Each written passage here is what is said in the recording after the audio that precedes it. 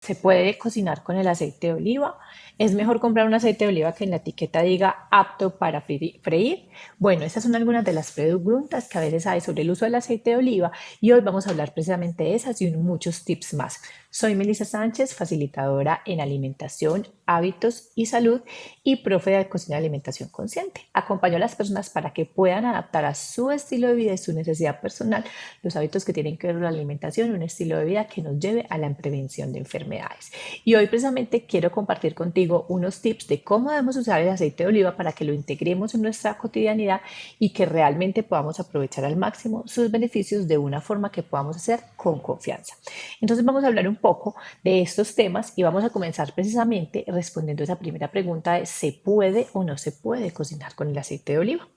En esto hay personas que están completamente de acuerdo y dicen que sí, hay otras personas que dicen que no, pero por eso tenemos que tener en cuenta el contexto y cuáles son los factores que debemos analizar.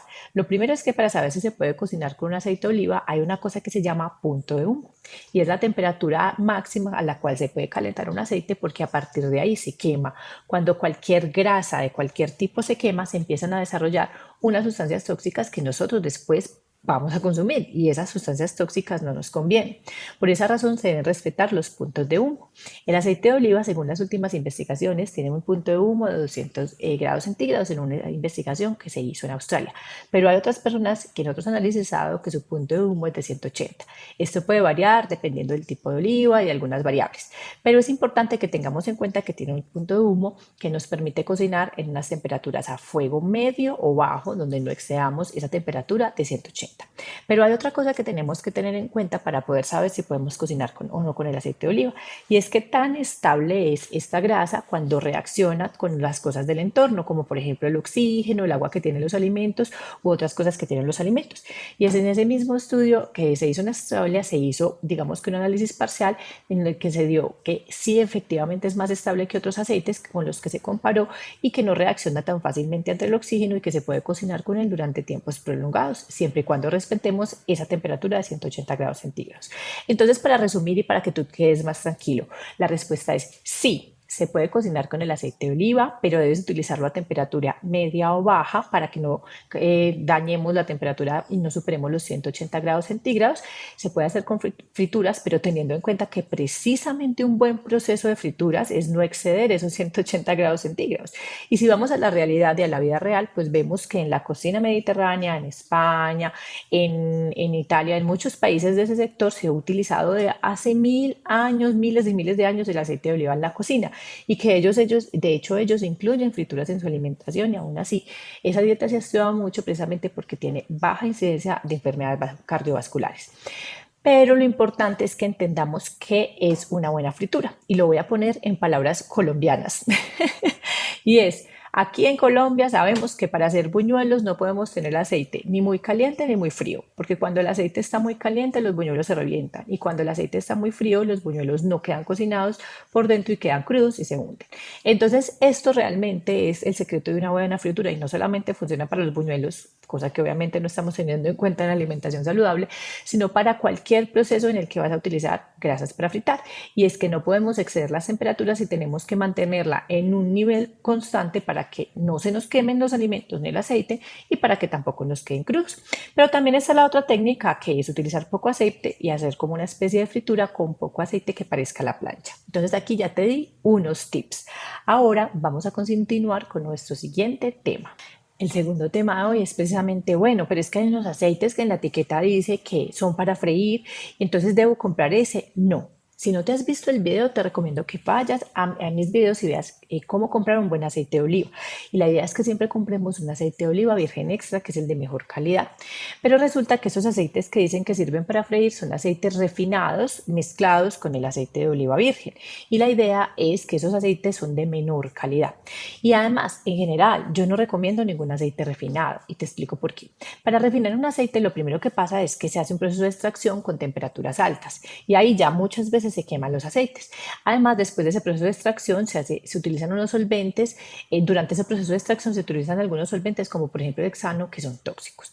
Y después ya viene como tal el proceso de refinación que incluye una desodorización porque quedan con unos olores desagradables que no nos gustan o porque quedan con mal sabor para nuestro paladar. Entonces para poderle quitar ese sabor, ese olor y que sea un aceite translúcido y transparente, ellos utilizan un montón de sustancias que son tóxicas, entre ellos cosas como por ejemplo el BTA, el BHT y algunos otros aditivos. Y a pesar de que finalmente se hace una filtración en donde se supone que todos esos aditivos ya se le quitan al aceite, pues realmente quedan unas cantidades pequeñas que nosotros igual vamos acumulando en nuestro cuerpo y que generan una toxicidad con el consumo recurrente. Entonces la idea es que evitemos los aceites refinados de cualquier tipo, incluso si es aceite de oliva, y siempre elijamos los de mejor calidad como un aceite de oliva virgen extra. Bueno, y a todas estas, Meli, súper rico, súper sano, qué rico, el aceite de oliva es muy saludable, pero es que resulta que a mí me sabe amargo y no me gusta. Bueno, es muy importante que tengamos presente, como también lo dije en este video, si no te lo has visto, que nosotros no somos una cultura aquí en Latinoamérica ni en Colombia, pues en los países de Latinoamérica como Colombia, que hayamos consumido aceite de oliva culturalmente. Entonces no tenemos adaptadas nuestras papilas a esos sabores amargosos que trae la aceituna. Por eso hay algunos tips que podemos utilizar para poder empezar a adaptarnos a ese sabor y tolerar. Utilizar el aceite de oliva para cocinar porque no se le siente tanto en sabor, pero cuando lo vamos a utilizar para vinagretas o para ensaladas o para salsas y muchos otros usos que tiene, ya se nos vuelve un poco más complejo. Lo primero es que podemos utilizar una mezcla con algunas sustancias ácidas, como por ejemplo el limón o el vinagre, que le van a matizar o que le van a, digamos, contrarrestar un poco ese sabor amargo al aceite de oliva, y echarle un poquito de sal, porque la sal también matiza los sabores amargos.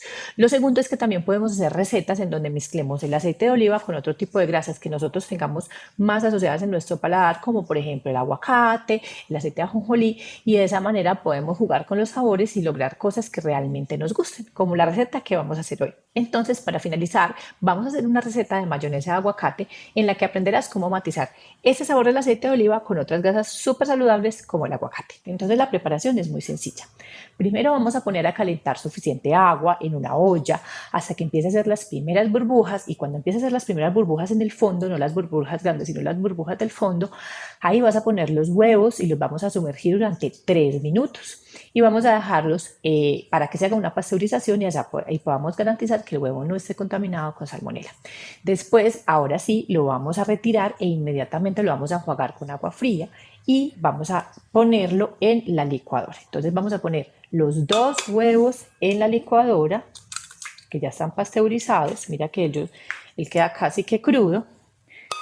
Y después vamos a agregar los ingredientes que dan sabor. Entonces vamos a tomar los 2 dientes de ajo que ya están pelados y le quitamos y desvenados. Aquí te comparto el video de cómo se desvenan los ajos.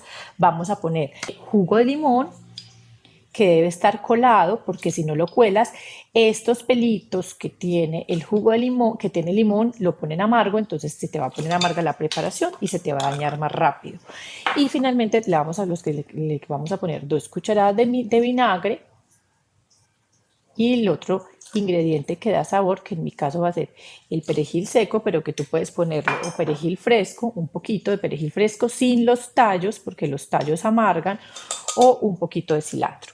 Y yo le voy a poner media cucharadita de sal y ahorita al final miramos si necesita más sal, que lo más probable es que sí, pero para que no nos excedamos. Muy bien, entonces vamos a iniciar, vamos a tener listo el aguacate que ya está preparado, todavía no lo vamos a poner, y vamos a tener listo nuestro 1/4 de taza de aceite de oliva, ojalá que sea virgen extra para que sea de la mejor calidad, y lo vamos a tener todo aquí a un lado, todavía no lo vamos a poner en la licuadora. También te aconsejo que tengas una servilleta o un pañito limpio o papel de cocina. Entonces, primer paso, vamos a licuar a la máxima velocidad para poder triturar todos los ingredientes. Paso número 2, vamos a agregar el aguacate, pero de a cucharadas, mientras vamos licuando en una velocidad baja. Ahí te recomiendo que empieces a licuar y pongas aquí la servilleta antes de alzar la tapa para que no se te riegue la salsa por la cocina.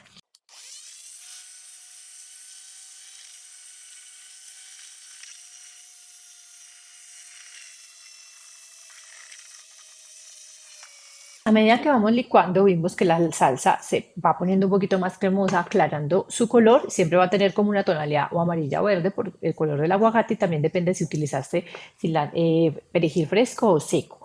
Lo que sigue es que a velocidad baja, vas a continuar licuando a velocidad baja y ahí vamos a poner el aceite de oliva en hilo, es decir, un chorrito continuo.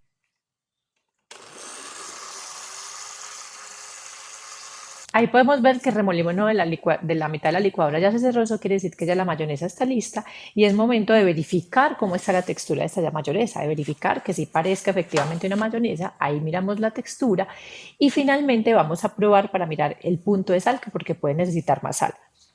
Esta quedó perfecta con todos los matices de sabor. El limón y el vinagre le hacen muy buen contraste al aceite. Ya lo único que falta es envasar, que para eso voy a utilizar este recipiente y listo para disfrutar. Y así queda nuestra mayonesa. Esta es una de las preparaciones que puedes jugar con los sabores. Espero que la ensayes, que la disfrutes, que me cuentes cómo te fue en los comentarios. Y para que sepas, la puedes guardar en la refrigeración hasta por 20 días. Si vives si estás en temperaturas, digamos que por debajo de los 26 grados, si ya estás en verano en temperaturas muy altas, lo ideal es que lo conserves máximo 10 días. Muchas gracias por compartir conmigo este espacio. Cuéntame si tienes más dudas y acuérdate que puedes seguirme en mis redes sociales para que conozcas más contenidos o conocer mis servicios en mi sitio web. Una feliz semana.